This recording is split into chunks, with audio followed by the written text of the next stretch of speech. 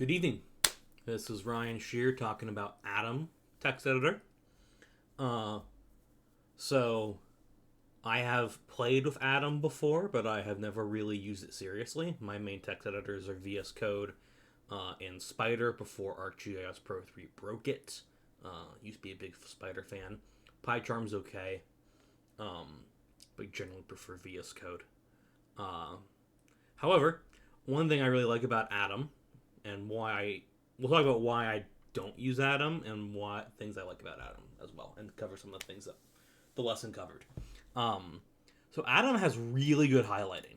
That to me is like super important. For whatever reason, I have very specific taste. I'm really OCD about how text is highlighted in a coding application of any sort of text editor. Especially since I am a dark mode person. So I run pretty much everything that isn't like a Word doc in dark mode.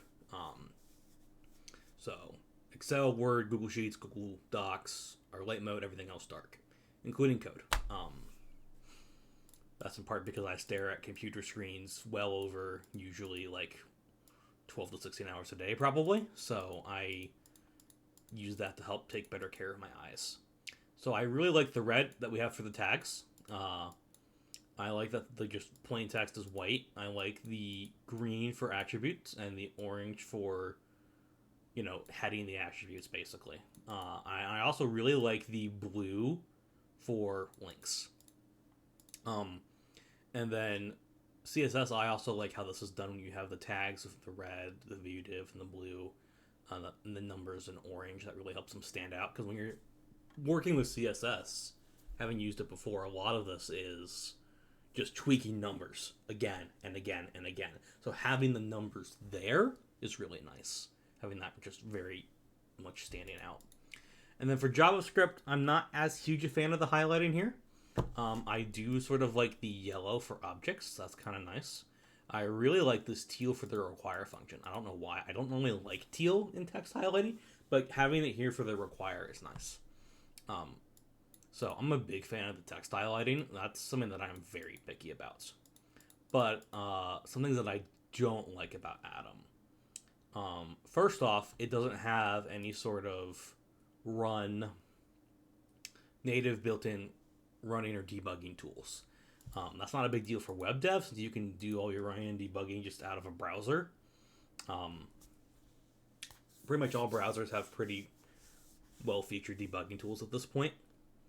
That's not a huge deal, but if you want to use it for a Python script or something a little bit heavier for real proper software development, that's a little bit more annoying. You got to run that out of a command line, hope it doesn't, cause any problems. It does support a lot of languages too that are pretty heavy.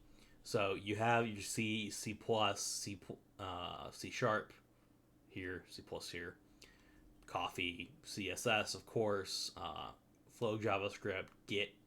GitHub made Atom. So not surprising that you have a lot of GitHub integrations here, but it's still nice to see. Not everything has that. Go, varieties of HTML, Java, and JavaScript. You got JSON, useful for the GIS people that are doing web programming. Objective-C, Perl, PHP. These are some, older web languages, older languages in general. Python, Ruby, SAS, SQL, XML, YAML. I think was Rust in here? No. So no Rust and no... Oh, wait, there is Rust. Okay, Rust is here.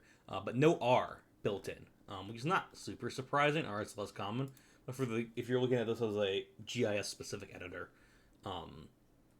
that could be a bit annoying.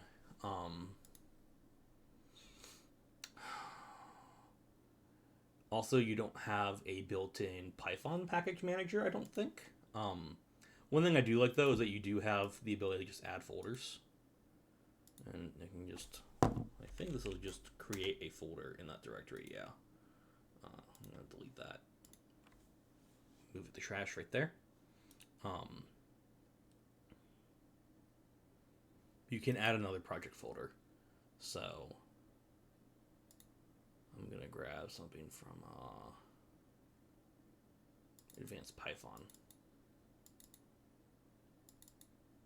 Hmm? I thought I had code. Oh, right, that's the Jupyter Notebook one. Regardless, to wrap this up because we're just over 5 minutes. It's nice. It's got good highlighting. It does do some limited auto completion. Uh, it does not have any sort of real heavy developer tools. So if you're looking for something to do proper software development, I would look at VS Code or PyCharm or just straight R. So, have a good night.